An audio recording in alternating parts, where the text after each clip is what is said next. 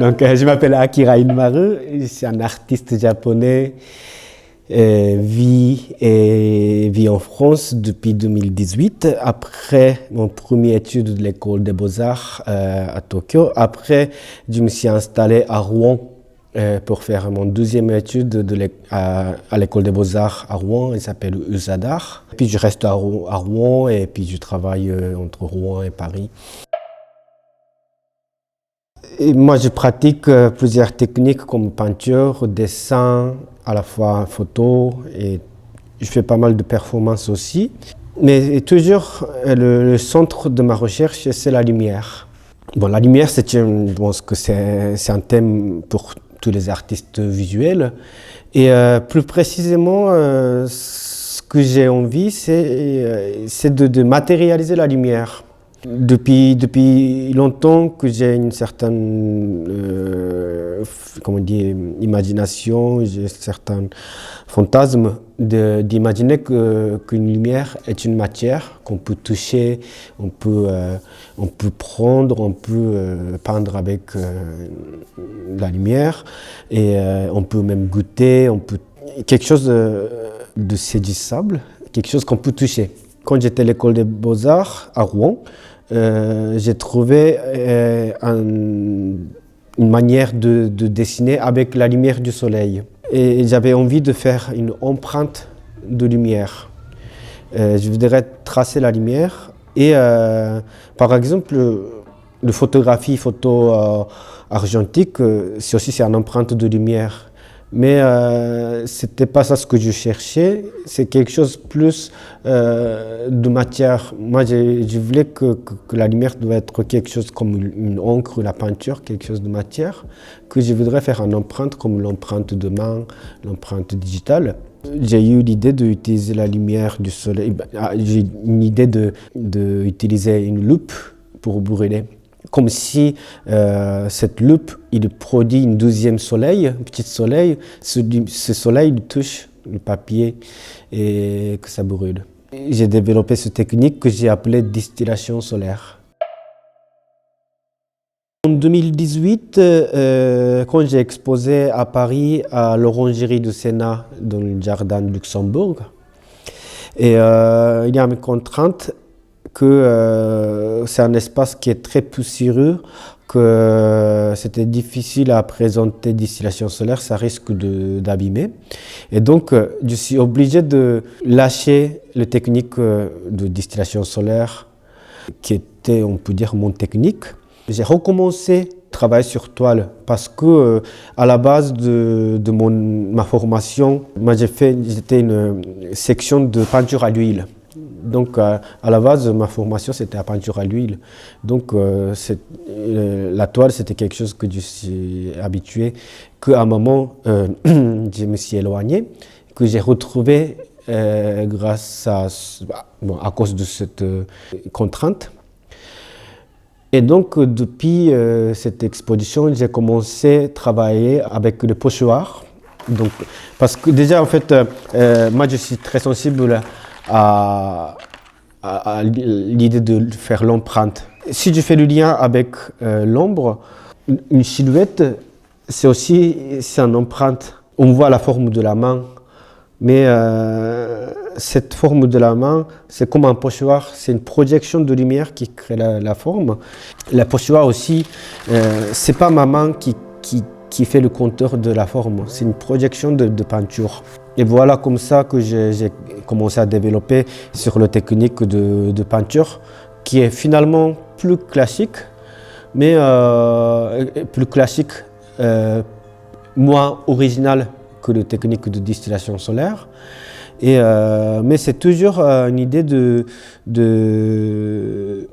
matérialiser la lumière. Ça veut dire que pour moi, la couleur est un synonyme de lumière. Et que je passe beaucoup de temps à mélanger des couleurs, et notamment avec les pigments. Donc les pigments, ça correspond.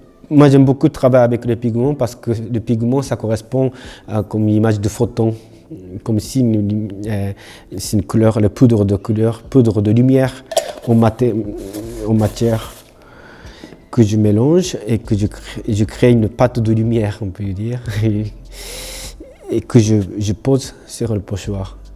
Et après, j'ai pas abandonné distillation solaire. Maintenant, c'est deux techniques et je travaille toujours les deux parce que c'est toujours la même idée de matérialiser la lumière. Depuis pas mal de temps, le sujet est focalisé sur les plantes. Et plus précisément, en 2016, j'ai exposé à Rouen au Jardin des plantes, que j'ai appelé le portrait des plantes. Et depuis que j'ai choisi ce sujet des plantes, alors que je ne suis pas un amateur des plantes, donc ce n'est pas mon intérêt de plantes qui m'a conduit ce sujet, mais c'est par la lumière. Pour moi, les plantes, c'est comme un témoin de lumière, et je répète que mon image de lumière est une matière, alors comme si les plantes, ils absorbent la lumière dans son corps, et donc en regardant des plantes, j'imagine que chaque plante, dans son corps, il y a la lumière est chargée. Et donc j'ai travaillé plusieurs parties. J'ai commencé la partie de la fleur, et puis les feuilles et la racine. Et donc j'ai fait un peu toutes les parties de fleurs d'une plante. Cet été, j'ai exposé au château de Villandry, où il y a un très beau jardin. Et aussi, j'ai exposé au musée Michel-Siri à Varengeville-sur-Mer en Normandie, qui était une super rencontre. À Varengeville, il y a beaucoup de beaux jardins. C'est un pays connu pour les jardins. Et donc, j'ai décidé de faire les portraits des jardins. Ça veut dire qu'après fini travailler sur toutes les parties des plantes, je commence à m'intéresser à l'ensemble des plantes. Et surtout le terrain de croisement de plusieurs plantes. Et puis, en visitant plusieurs jardins, j'ai compris que chaque jardin, ce sont aussi un reflet du créateur du jardin. Même c'est la même chose avec le petit jardin, grand jardin, le jardin du château de Villandry, c'est un immense jardin. Mais c'était l'arrière-grand-père du châtelain actuel, M. Carvalho, Joachim Carvalho. C'est l'idée de lui qui a créé ce jardin. Et donc, je me suis lancé sur cette idée de faire le portrait des jardins. Souvent, on parle comme un symbole de Dieu, quelque chose de positif, mais la lumière peut détruire les choses. La lumière crée l'ombre plus sombre aussi. Mais ce qui m'intéresse, c'est cette énergie que la lumière nous apporte. La pensée à la mort, c'est pas du tout quelque chose ça n'a rien à voir avec la pessimiste. Oui, justement, c'est une dualité. La mort, c'est l'autre côté de vie, et la vie, c'est l'autre côté de la mort. Et comme je ne voulais pas donner un jugement à la lumière et l'ombre, je ne veux pas donner le jugement à la vie et la mort. C'est pas la mort est triste et que la vie est quelque chose de positif, joyeux. Je pense que quand on pense à la mort, simplement la vie devient très précieuse. Toujours cette idée de matérialiser la lumière. Donc, pour le travail, surtout pour le travail de peinture, je passe beaucoup de temps à mélanger de créer la lumière, une pâte de lumière. Et je dis comme ça parce que je mélange des pigments, mais pas que. Par exemple, je mélange du sable et aussi la paillette. Et des pigments, ça peut être pigments un peu doré, un peu métallique. Ça peut être aussi pigment fluorescent. Quand je passe le temps à mélanger des couleurs, je ne cherche pas d'obtenir une belle couleur ou de mélanger jaune et bleu pour faire pour vert ou pour reproduire telle couleur. C'est plus un peu comme alchimie. Quand la lumière change, le tableau, la couleur change aussi. Ça veut dire que la lumière, pour moi, c'est pas un moyen d'éclairer un tableau. La lumière fait partie du tableau.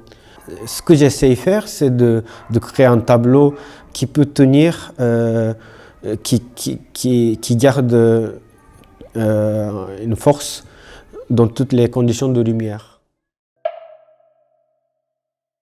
Justement, moi je pense que c'est la rencontre qui m'a guidé, que je suis survécu en tant qu'artiste.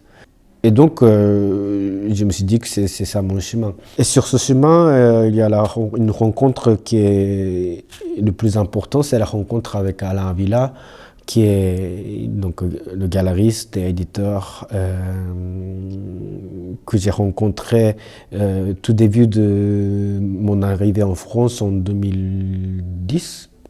J'ai marché le chemin avec Alain Avila et donc je pense qu'en français le mot mentor et qu'on utilise souvent. Ça ne correspond pas le mot mentor. Et à un moment, j'ai trouvé un mot, c'est l'école. C'est l'esprit qu'on apprend des choses. Je suis un de son élève.